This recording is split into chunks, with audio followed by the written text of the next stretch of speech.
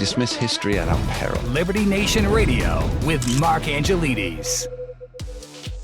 And you're back on Liberty Nation Radio. I'm Mark Angelides, and we're continuing a conversation with Liberty Nation senior political analyst Tim Donner. Tim, it kind of escaped your attention this last week that a certain Mr. Hunter Biden took to the airwaves I'm not entirely sure how to describe it, but it seemed to me that he was trying to resuscitate the legacy of his father, President Joe Biden. But what came out of that was, I think it was more telling than Hunter Biden would have thought. What's your take? Well, it's hard to imagine anything that could have thrown more gasoline on the Biden fire than Hunter Biden, engaging in a profanity-laced tirade against all of the people who used to be allies of his father. Sure, he called Trump a dictator and all this stuff, but that's to be expected. But what he did to rip a new one for all the major Democrats, including, going all the way back to, highly respected figures like James Carville from the 1990s. What he did was he trashed the entire party. He pulled a Greta Thunberg basically on his party. He said, "How dare you do what you did to my father? He was a loyal public servant for 52 years, and you treat him like dirt. If you had simply let him run his course, he would have won the election just like he did in 2020.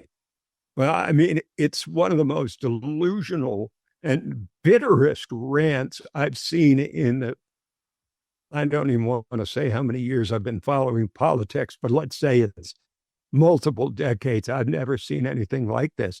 And if you had to pick something to make the Biden situation even worse, if that was possible, on top of all of the former Biden aides who were taking the fifth, refusing to answer that they may incriminate themselves about covering up about Joe Biden's obvious and growing incapacity in his use of the auto pen, it would be this, where he's just, the word unhinged is overused, but if you looked it up in the dictionary, you would see Hunter Biden's face next to it.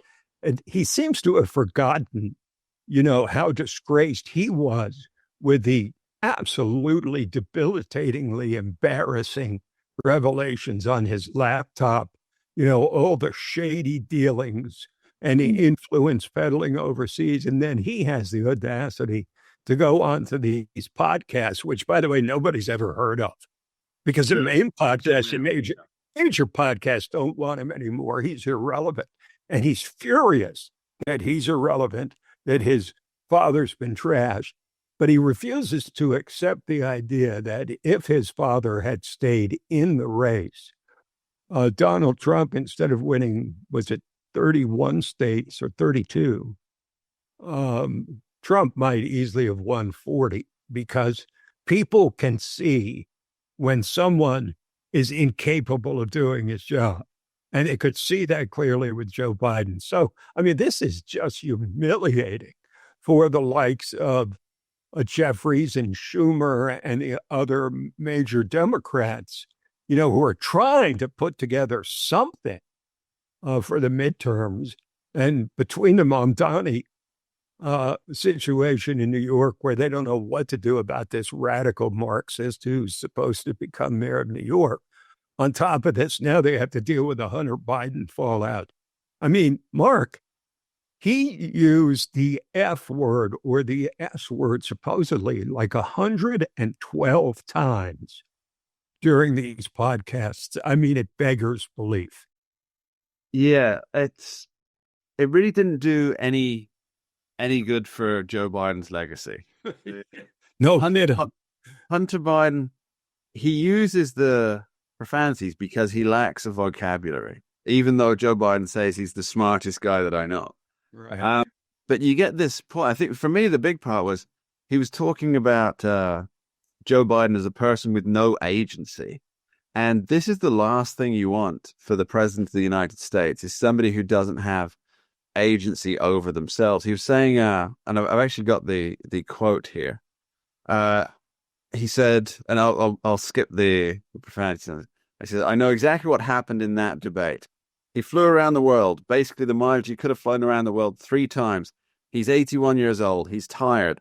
They gave him Ambien to be able to sleep. He gets up on the stage and he looks like a deer in the headlights. End quote.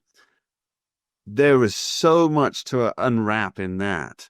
So first, they gave him Ambien. So Joe Biden didn't take the Ambien. They gave it to him. This is somebody who can't control what medication is being given to him. This is not, he's not going off and buying it from a back alley dealer like Hunter, although you never know.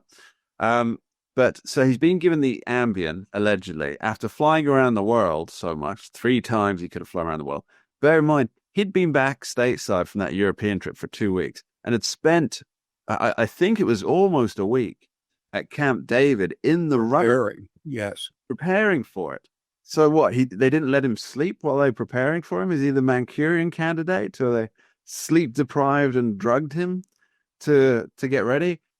Why would they tried kind of thing if he'd been resting in Camp David for several days ahead.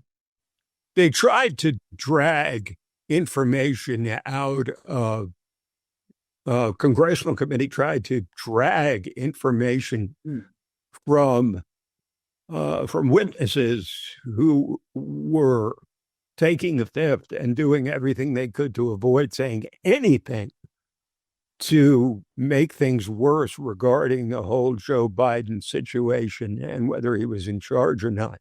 They couldn't drag a single thing out of them. And now Hunter Biden goes on a couple of podcasts and offers up information that nobody was even looking for, new information that makes the whole thing look even worse, which is that they were force-feeding, presumably sort of force-feeding the president of the United States a very powerful sleep aid. And we're supposed to think that this is a legitimate excuse for his performance. And you're awfully right, too, to say he'd been around the world 3 times. He had been back, as you say, for some time. And if a president cannot handle taking a trip or 2 trips or 3 trips overseas and can't recover from that in a week to where he gets on the stage and says, we finally beat Medicare, which is the most unhinged single statement, I think, ever made by a presidential candidate, not to mention a president, a sitting president, then, it defies any sense of composure to just unleash yourself, knowing if you're smart at all, Hunter Biden had to have realized that this would make him even more toxic. And he's not going to be admitted to any event hosted by Democrats for the remainder of his life. He's become a pathetic figure who's been sent to the corner with a dunce cap on. And it seems he's going to have to sit there for the rest of his life. He's just made his fate even worse than it already was, which hardly seems possible. There's another possibility there, which I'll get to. It's a little conspiratorial, but I do like these little rabbit holes to go down. But just before I do, I just want to throw one more thing out there. Ambien is a sedative. You're about to engage in the most important debate of your presidential career. They give you a sedative?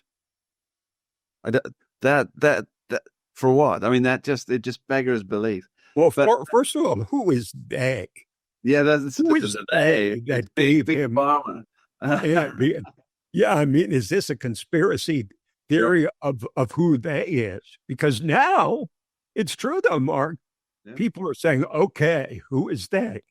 Who decided to make the brilliant choice to give him something to make him more drowsy right? Well, he couldn't sleep, so they gave it to him so he could sleep. But Ambien is known to have after effects. Yeah.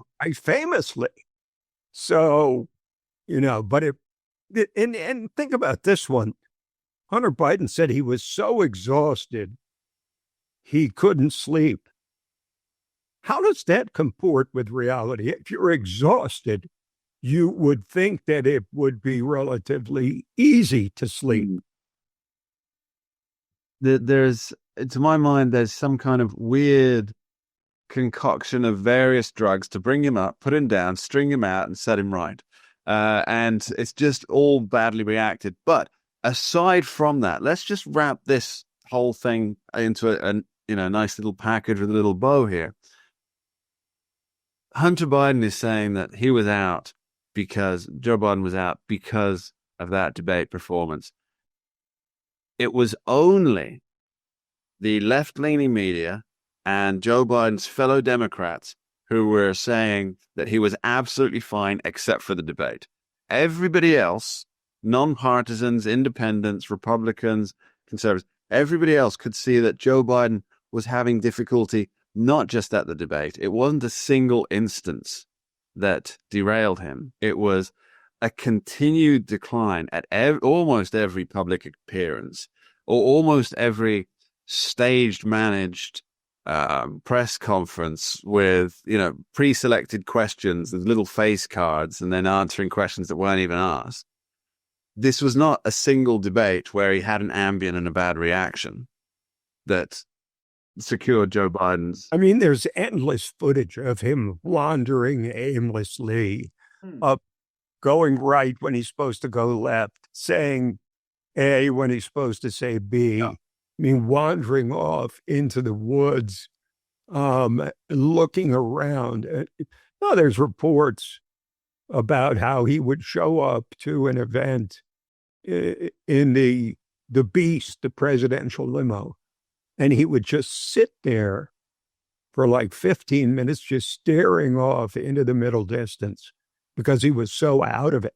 You might have seen that the footage of him stepping out of his limo at one point, and he stands there and he looks aimlessly to the left and the right and the left and the right. He had the clear look of, where am I? What am I doing? What am I supposed to do? Why am I here? I mean, it's unmistakable. So, this just makes the whole thing worse. The Hunter Biden thing makes a horrible situation even more unbearable. And you would have thought that Hunter would realize that. But of course, now he's probably going to say, well, he's standing up for the dignity of his family, when in fact, he just made things a whole lot worse, if that's even possible. Let's not forget, Hunter Biden has a destructive personality, and he also has a blanket pardon for absolutely anything. He can set the world to fire, and not now.